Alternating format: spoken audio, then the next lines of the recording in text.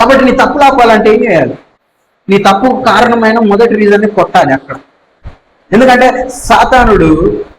సాతానుడి వల్ల నువ్వు పాపం చేయట్లేదు. గుర్తుపెట్టుకో, ఫస్ట్ స్టెప్ ఇంటూ సిన్ నీ శరీరం. అర్థమవుతుందా మీకు? నువ్వు తప్పు చేయడానికి ఫస్ట్ కారణం ఏంటి? నీ శరీరం. నువ్వు ఎప్పుడైతే శరీరంతో తప్పుడు ఆలోచనలోకి దిగుతావో, తప్పుడు యాక్షన్స్తో దిగుతావో నీ శరీరంతో, అక్కడ నువ్వు దొరుకుతావు. ఎప్పుడైతే నువ్వు దొరికావో, నువ్వు ఎప్పుడైతే, అందుకే కయ్యూనుతో దేవుడు అదే చెప్తాడుగా, నువ్వు సత్క్రియ చేసిన ఎడల నీ తలెత్తుకుంటావే. నువ్వు ఎత్తుకోకపోతే దానికి కారణం ఏంటి? ఒకవేళ నువ్వు సత్క్రియ జరిగించకపోతే, నువ్వు పాపము చేస్తే, నువ్వు తప్పు చేస్తే, నీ వాకిట ఎదుట పాపము నిలిచి ఉండిద్ది. దానికి నీ మీద వాంచగలిగిద్ది. నువ్వు దాన్ని ఎప్పుడు ఫస్ట్ స్టెప్ నీది. నువ్వు ఆలోచిస్తావు. ఎందుకంటే నీ శరీరం చచ్చిపోదు, నీ శరీరం బతికే ఉంటది. కాబట్టి నీకు తప్పుడు ఆలోచన వస్తుంది. ఎప్పుడైతే నీకు తప్పుడు ఆలోచన వచ్చిందో, ఆ తప్పుడు ఆలోచనని సాతానుడు వాడుకుంటాడు. ఎందుకంటే నీ తప్పుడు ఆలోచన నీ శరీరము ఇంకా బతికి ఉన్న పరిస్థితి నీ పతనానికి కారణమైంది. అందుకే ఒక క్రైస్తవుడిగా జీవించుచున్న నీవు పుట్టినప్పటి నుంచి చచ్చిపోయేంత వరకు నీ పోరాటం దేని మీద తెలుసా? నీ శరీరాన్ని చంపడంలో ఉండాలి. ప్రతిరోజు చంపాలి, ప్రతి పూట చంపాలి, ప్రతి నిమిషం చంపాలి. ఏది కూడా, ఏ ఇచ్చ కూడా రాకూడదు. అలా రాకూడదంటే ప్రతి పూట నువ్వు చంపుతూనే ఉండాలి నీ శరీరాన్ని. ఎలారా నీ శరీరాన్ని చంపాలి, ఎలారా మన శరీరాన్ని చంపాలి అని అంటే, నువ్వు దేవుడితో గడిపే కొద్దీ నీ శరీరం చచ్చిపోతా ఉంటుంది. నీలో పరిశుద్ధాత్ముడు పుడతా ఉంటాడు. నువ్వెంత చచ్చిపోతే ఆయన అంత ప్రభావితంగా మారడం మొదలవుతాడు. ఆమేన్, హల్లెలూయా. ఆ పరిశుద్ధాత్మ దేవుడు నేను నడిపి మొదలు పెడతాడు. ఆ పరిశుద్ధాత్మ దేవుడు నేను నడిపియడం మొదలు పెడతాడు. నీ జీవితాన్ని చక్కదిద్దం మొదలు పెడతాడు. ఆయన నీకు క్రీస్తుని పరిచయం చేస్తాడు. ఆయన నీకు పరిశుద్ధంగా జీవించడం నేర్పిస్తాడు. ఆయన నీకు నిత్యత్వంలోకి నడిపిస్తాడు. ఆయన నీతో సూర్యకార్యాలు జరిగించుకుంటాడు. ఆమేన్, హల్లెలూయా. సో క్రైస్తవుడికి ఉన్న ప్రధానమైన పోరాటం దేంతో? శరీరముతో. నీ శరీరం చచ్చిపోవాలి. నీ శరీరం చచ్చిపోవాలి అని అంటే నువ్వు దేవుడితో గడుపుతా ఉండాలి. అందుకే నేను చాలాసార్లు చెప్పాను, ఒక పాపం చేసేవాడు, తప్పు చేసేవాడు, వాడి ఆలోచన ఏమై ఉండాలి? దేని మీద ఉండాలి వాడి ఆలోచన? పాపాన్ని ఆపడంలో కాదు.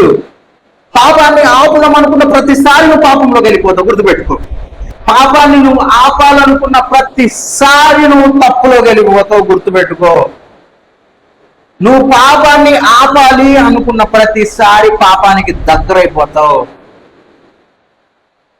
మరి ఏం ఆలోచించాలి ఒక క్రైస్తవుడు? ఏం ఆలోచించాలి ఒక విశ్వాసి అంటే? పాపాన్ని ఆపడం నీ వల్ల కాదని ఫస్ట్ గుర్తుపెట్టు. నీ శక్తితో, నీ బలముతో పాపాన్ని ఆపలేవు. కాబట్టి నీకు ఎవరి పవర్ కావాలి? పరిశుద్ధాత్మ దేవుడి సహాయం కావాలి నీకు. ఆయన సహాయం కావాలి. ఆయన సహాయం కావాలంటే నీకు ఏం కావాలంటే ఆయన తోడు కావాలి. ఆయన తోడు ఎక్కడ దొరికింది నీకు? ఎలా తోడు దొరికింది నీకు? ఎక్కడి నుంచి ఆయన తోడు దొరికింది నీకు?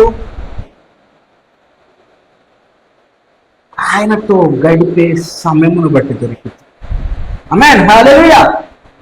నువ్వు ఎంత దేవుడిని ఆరాధిస్తావో, నువ్వు ఎంత దేవుడి దగ్గర కూర్చొని అంగలారుస్తావో, నువ్వు దేవుడి దగ్గర ఎంత కూర్చొని ప్రార్థిస్తూ ఉంటావో, అంత బలంగా నీ శరీరం చచ్చిపోవడం మొదలవుతుంది. నువ్వు ఎంత శరీరాన్ని నువ్వు దేవుడితో గడుపుతా నీ శరీరాన్ని చంపుతా ఉంటావో,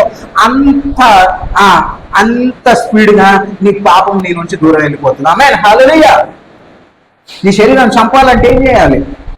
లేకపోతే నువ్వు చేస్తున్న పాపము, నీలో ఉన్న తప్పు ఆగిపోవాలంటే నువ్వేం చేయాలి? ఫస్ట్ నువ్వు రియలైజ్ అవ్వాలి నువ్వు చేయలేవని గుర్తుపెట్టి. చేతులు ఎత్తేసి సరెండర్ అయిపోవాలి.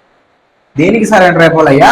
ఇదిగో ఈ పోనోగ్రఫీ, అయ్యా ఇదిగో ఈ తాగుడు, అయ్యా ఇదిగో ఈ వ్యభిచారపు ఆలోచనలు, లేకపోతే ఈ తప్పుడు ఆలోచనలు నా వల్ల కావట్లేదయ్యా, నేను చెయ్యలేనయ్యా, ఇదిగో నేను నీకు సమర్పించుకుంటా ఉన్నాను, నీకు చేతులు ఎత్తుతా ఉన్నాను, నా వల్ల కావట్లేదయ్యా అని ఆయనకు సరెండర్ అయ్యి నీతో గడిపే ప్రతి క్షణము ఆనంద బాష్పాలు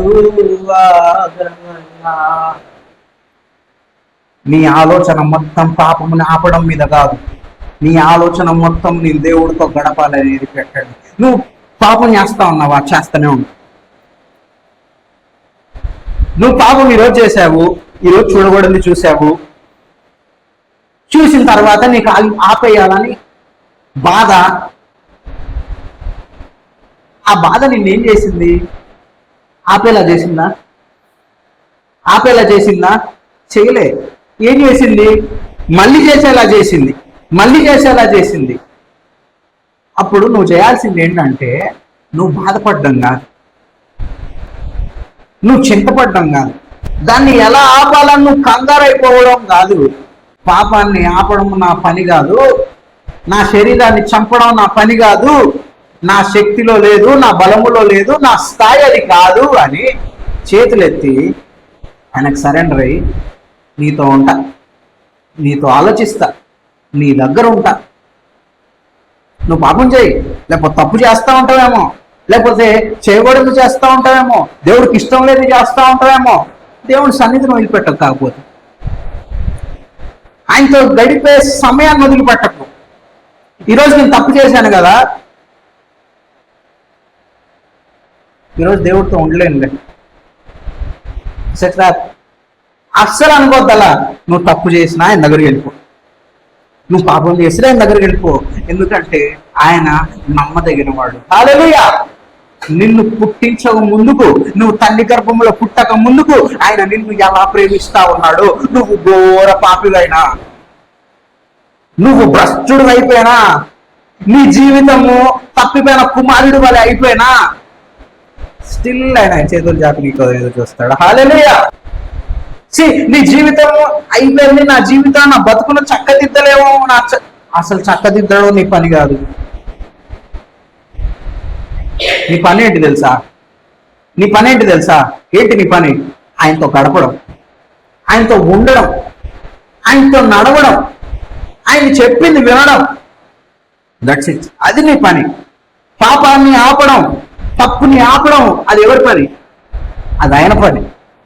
నువ్వు దేవుడికి దగ్గర అవుతా ఉంటే నీ శరీరం చచ్చిపోతా ఉంటుంది.